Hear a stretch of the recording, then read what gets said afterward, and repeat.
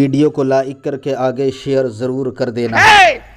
قطن نہیں، بلکہ اب میں یہ کہوں تو بے جا نہ ہوگا۔ اس وقت سب سے زیادہ اگر کسی نعمت کو ضائع کیا جاتا ہے تو وہ اناج کو ضائع کیا جاتا ہے۔ لوگ ایک دوسرے کا جوتا کھانے سے پرہیز کرتے ہیں، کھانے پھینکے جا رہے ہیں۔ جہاں پہ کل کچرے پڑے ہوتے تھے آج وہاں اناج پڑا ہوا ہے۔ یہ ایک الگ عنوان ہے۔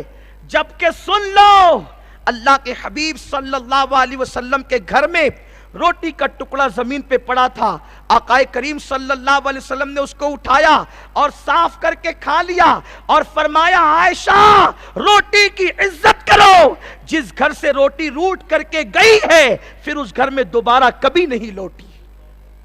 آج ہم لوگ کھانے کو کتنا ضائع کرتے ہیں۔ یاد کرو ان کی بھوکوں کو کہ تین دن کے بھوکے دوپہر کی چلچلاتی ہوئی دھوپ میں اس لیے نکلے تاکہ کوئی دوسرا نہ دیکھ لے۔ میری فاقہ کشی کا علم اہل مدینہ کی اکثریت کو نہ ہو جائے، بڑے معتمد لوگوں کے پاس جا کر کے بھوک مٹائیں گے، اس لیے کہ اگر 1 سے 2 2 سے 4 کو فاقہ کشی کا علم ہو گیا تو اللہ کی شکایت ہوگی، اور رب کی شکایت جائز نہیں ہے۔ کیا کوئی یار کی بھی شکایت کرتا ہے؟ ابھی دونوں میں یہ گفتگو ہو رہی ہے کہ اتنے میں آمنہ کے لال مصطفیٰ جان رحمت، کونین کے تاجدار، قاسم نعمت، مالک جنت سامنے سے تشریف لاتے ہیں۔ دونوں یاروں نے آقا کریم کا استقبال کیا، سرکار نے دونوں کو سلام کیا۔ دونوں یار تڑپ کے کہتے آقا دوپہر کا وقت چلچلاتی دھوپ، آپ کبھی اس وقت گھر سے باہر نہیں آتے، حضور کیوں باہر آئیں؟ سرکار نے ان سے پوچھا تم کیوں باہر نظر آتے ہو؟ دونوں یاروں نے عرض کی یا رسول اللہ 3 دن سے ہمارے گھروں میں چولہے نہیں جلے ہیں، اس لیے ہم کسی کے گھر جا کے بھوک مٹانا چاہتے ہیں۔ میرے آقا علیہ السلام فرماتے تمہارے گھر میں 3 دن سے چولہا نہیں جلا، محمد کے گھر میں 1 مہینے سے چولہا نہیں جلا۔ 30 دن ہو گئے میرے گھر میں چولہا نہیں جلا۔ اللہ اکبر۔ سرکار نے فرمایا جو بھوک تمہیں باہر لائی اسی بھوک نے مجھے بھی گھر کے باہر کیا، چلو کسی کے گھر چلتے ہیں۔ دونوں یاروں کو لے کر میرے سرکار جب چلے ہیں تو یہ طے پایا کہ ابو ایوب انصاری میزبان رسول کے گھر جائیں۔ حضور ان کے گھر گئے، ابو ایوب انصاری خوش ہو گئے، آقا کی بارگاہ میں کھجوریں لا کر کے رکھی قسم قسم کی، اور عرض کیا یا رسول اللہ آپ اسے ملاحظہ فرمائیں، ابھی کھانے کا انتظام کرتا ہوں۔ اس کے بعد بکری ذبح کی، بکری کا گوشت اور جو کی روٹی تیار کی، سرکار اور ان کے یاروں کے سامنے کھانا رکھ دیا۔ جب کھانا رکھا آقا فرماتے ہیں کھانوں میں کھانے کا سردار گوشت کا سالن ہے اور روٹی ہے، یہ کھانوں کا سردار ہے۔ جیسے ہی کھانے کا تھال سامنے آیا میرے سرکار کبھی کھانے کو دیکھتے، کبھی ابو ایوب کا چہرہ دیکھتے۔ ابو ایوب انصاری عرض کرتے یا رسول اللہ میرے ماں باپ آپ پہ قربان آقا، اس کھانے کو آپ کے لیے بنایا گیا ہے، حضور ملاحظہ فرمائیں۔ آقا کریم فرماتے ہیں ابو ایوب مجھے کھانا دیکھ کر میری بیٹی فاطمہ کی بھوک یاد آ گئی ہے، جتنے دن سے میں بھوکا ہوں اتنے ہی دن سے میری بیٹی فاطمہ بھی بھوکی ہے۔ دل کہتا ہے کہ فاطمہ کو چھوڑ کر کے کھانا کیسے کھا لیا جائے۔ اس کے بعد میرے آقا علیہ السلام نے روٹی اٹھائی اور اس پر چند بوٹیاں رکھی اور اس کے بعد فرمایا لے جاؤ پہلے فاطمہ کو دے دو، اس کے بعد میں کھاؤں گا۔ میں تم سے پوچھنا چاہتا ہوں حضور علیہ السلام کے گھر میں 1 مہینے تک چولہا نہ جلے، اور گھر کی عورتوں کی شان یہ ہے کہ ان کے دوپٹوں کو کبھی چاند و سورج نہ دیکھے، اور آج حال یہ ہے پیٹ بھر بھر کے 3 مرتبہ ایک دن میں کھانے والی میری بہنیں آوارگی کی راہ پر چل پڑی، ہیروائن کے رستے پر چل پڑی، محبتوں کی باتیں کرنے لگی۔ اسلام میں شادی سے پہلے مرد اور عورت کی محبت کا کوئی تصور نہیں ہے۔ مغرب کا وقت بالکل قریب ہے، جاتے جاتے آخری بات عرض کرنا چاہتا ہوں، شاید کہ کسی کے دل میں بات اتر جائے۔ اے خاتون جنت کی کنیزوں، محبت آبرو لوٹنے کا نام نہیں، محبت جسم سے کھیلنے کا نام نہیں، محبت جسم کو آلے کار بنانے کا نام نہیں، محبت ٹیشو بنانے کا نام نہیں، محبت اسے کہتے ہیں خود کٹ جاتے ہیں لیکن آبرو پر آنچ نہیں آنے دیتے۔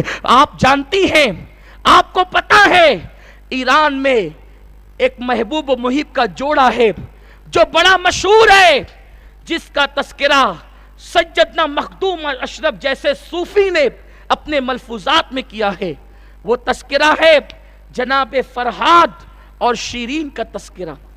یہ شیرین کتنی حسین عورت ہے کہ ماہرین حسن کہتے ہیں کہ عورت کے اندر 40 خوبیاں جمع ہوتی ہے تب وہ حسین ہوتی ہے۔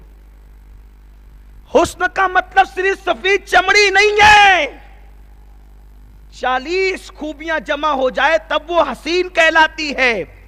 اور ماہرین حسن لکھتے ہیں 40 خوبیوں کی وجہ سے عورت حسین کہلاتی ہے، تو شیرین کے اندر ان 40 خوبیاں موجود تھی۔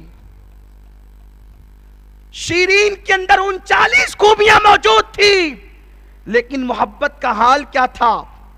جب فرہاد کا انتقال ہوا، میں ناول نگاروں کی بات نہیں کرتا، میں معتبر صوفیہ کی بات کر رہا ہوں۔ جب فرہاد کا انتقال ہوا اور بات آئی کہ شیرین کا نکاح کسی دوسرے سے ہونا ہے، تو شیرین نے کہا کہ میں کسی دوسرے کا منہ دیکھوں گی، اور اس نے خودکشی کر کے جان دے دی۔ اور ایک روایت کے مطابق اس کے برعکس واقعہ ہوا۔ میرے پیارے آقا صلی اللہ علیہ وسلم کی کنیزوں، محبت اسے کہتے ہیں۔ تو معاذ اللہ میں یہ نہیں کہتا کہ کوئی خودکشی کر لے، لیکن مثال دینے کے لیے عرض کر رہا ہوں، اے خاتون جنت کی کنیزوں، تو آخری بات یہ عرض کرنے چلا تھا، اسے اپنے دل پر لکھ لو، عورت کے اندر جتنی غیرت اور حیا ہوگی وہ اتنی معتبر ہوگی، اتنی مقدس ہوگی، اتنی محترم ہوگی۔ آپ جانتی ہیں کل کی عورتوں کی حیا اور غیرت کا عالم کیا تھا، وہ جلدی سے کسی پر فریبتہ نہیں ہوتی تھی، بلکہ ان کے نزدیک تو اللہ رسول کی محبت سب کچھ تھی۔ اللہ اکبر۔ حضرت سیدنا امام حسن بصری رضی اللہ تعالیٰ عنہ اپنی ابتدائی جوانی کا واقعہ یوں بیان فرماتے ہیں کہ میری جوانی کی ابتدا تھی، میں بازار گیا، ایک حسین و جمیل لڑکی سے میری آنکھیں چار ہو گئی، میں نے اس لڑکی کو دیکھا، اور اس لڑکی کو دیکھنے کے بعد میں اس کے حسن پہ فریبتہ ہو گیا، اس کے حسن کا میں دیوانہ ہو گیا۔ ایسے عالم کے اندر اس لڑکی نے جب مجھے دیکھا تو اس نے غیرت بھرے لہجے میں کہا، اے لڑکے کیا دیکھ رہا ہے؟ اس وقت میں نے کہا تو کتنی خوبصورت ہے۔ اس لڑکی نے کہا میرے جسم میں تجھے اچھا کیا لگا؟ انہوں نے کہا کہ تیری آنکھیں بڑی خوبصورت ہے، بڑی حسین ہے تیری نرگسی آنکھیں۔ اتنا سننے کے بعد لڑکی نے کہا اگر آنکھیں پسند ہے تو رک، ابھی اس کا صلہ تجھے دیتے ہیں۔ حسن بصری کہتے ہیں میں نے سوچا شاید محبت کا تیر لگ گیا، کیونکہ وہ بھی محبت کرنے لگی، تبھی تو صلے کی بات ہوتی ہے۔ تھوڑی دیر کے بعد ایک بوڑھی کنیز آئی، اس کے ہاتھ میں تشت تھا، اس نے کہا اے لڑکے، ایک لڑکی کو ابھی تو نہیں تکا تھا اور اس کی آنکھوں کی خوبصورتی کی تو نے تعریف کی تھی۔ حسن بصری کہتے ہیں میں نے جو ہے وہ بہت فخر سے کہا ہاں ہاں میں نے ہی کہا تھا، اور میں نے اس کے حسن کی تعریف کی تھی۔ اس بوڑھی کنیز نے کہا اس لڑکی نے تجھے تحفہ دیا ہے، میں نے سوچا چلو محبت کامیاب ہو گئی، لیکن جیسے ہی تشت سے میں نے چادر ہٹائی، کیا دیکھا کہ دو کٹھی ہوئی آنکھیں اس تشت میں رکھی ہوئی ہیں اور ایک رقعہ اس میں موجود ہے۔ اے لڑکے اگر میری آنکھیں تجھے پسند ہے تو یہ آنکھیں میں نے کاٹ کر کے تجھے دے دیا، خبردار اب مجھے بھول جانا، میری طرف کبھی توجہ نہ کرنا، اس لیے کہ جو آنکھیں میرے ماتھے میں رہے اور میں بے حیائی سے زندگی گزاروں، اس سے بہت بہتر ہے کہ میں نابینا ہو جاؤں۔ جو آنکھوں کا حسن مجھے میری طرف مردوں کو مائل کرے، اس حسن سے بہتر ہے کہ لوگ مجھے اندھی کہہ کر اور نابینا کہہ کر کے پکارے۔ اللہ اکبر۔ اتنا سننا تھا، اتنا دیکھنا تھا کہ آپ نے فوراً گھر کا رخ کیا اور پوری رات روتے روتے گزار دی۔ حسن تو نے کیا کیا؟ اپنی زندگی کی بہت بڑی غلطی کی کہ ایک لڑکی کی آنکھیں تیری وجہ سے چلی گئی، اتنی خوبصورت لڑکی نابینا ہو گئی، اندھی ہو گئی، اس کے ساتھ نکاح کون کرے گا؟ اسے کون نبھائے گا؟ رات بھر روتے رہے، توبہ کرتے رہے، صبح ہوئی تو دل میں خیال آیا اللہ سے تو معافی مانگ لی، لیکن میری وجہ سے جس کی آنکھیں کٹ گئی اس سے بھی چل کر کے معافی مانگ لے۔ جب اس کے گھر کا پتہ پوچھتے پوچھتے اس کے محلے محلے کے اندر قدم رکھا تو کیا دیکھتے ہیں کہ لوگ پورا محلہ سوگوار ہے اور ایک جنازہ بڑے احترام سے اٹھایا جا رہا ہے. اس وقت حسن بصری نے پوچھا یہ کس کا جنازہ ہے؟ تو کسی نے کہا یہ ہمارے محلے کی بڑی پارسا اور نیک بیٹی کا جنازہ ہے. سنا ہے کل بازار گئی تھی, کوئی لڑکے نے دیکھ لیا, آنکھوں کی تعریف کر دی تو اس نے آنکھیں کاٹ کر کے اس لڑکے کو بھجوا دیا کہ جو آنکھوں کا حسن لڑکوں کو میری طرف مائل کرتا ہے اس سے بہتر ہے کہ میں اندھی ہو جاؤں. آنکھیں تو کاٹ دیا اس نے غیرت میں, لیکن اس درد کو برداشت نہ کر سکی, پوری رات درد سے تڑپتی رہی اور رات کے آخری حصے میں درد کی تاب نہ لا کر کے اس کا انتقال ہو گیا.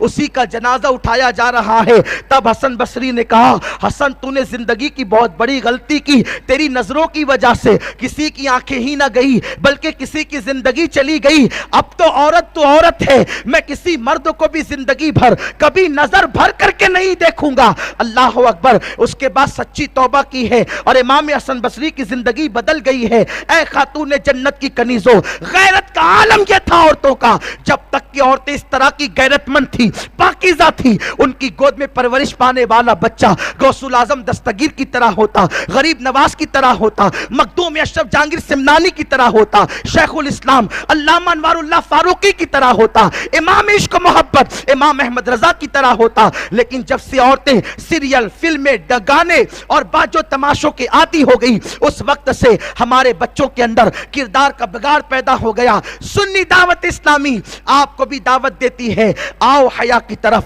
آؤ کردار کے تقدس کی طرف, آؤ پاکیزگی کی طرف. اللہ رب العزت ہم سب کو توفیق عطا فرمائے. دوران گفتگو اگر کوئی غلطی ہو گئی ہو, اللہ رب العزت اپنے پیارے حبیب مصطفیٰ کریم رؤوف الرحیم صلی اللہ علیہ وسلم کے صدقہ تو فعل معاف فرمائے. وما علینا الا البلاغ. السلام علیکم.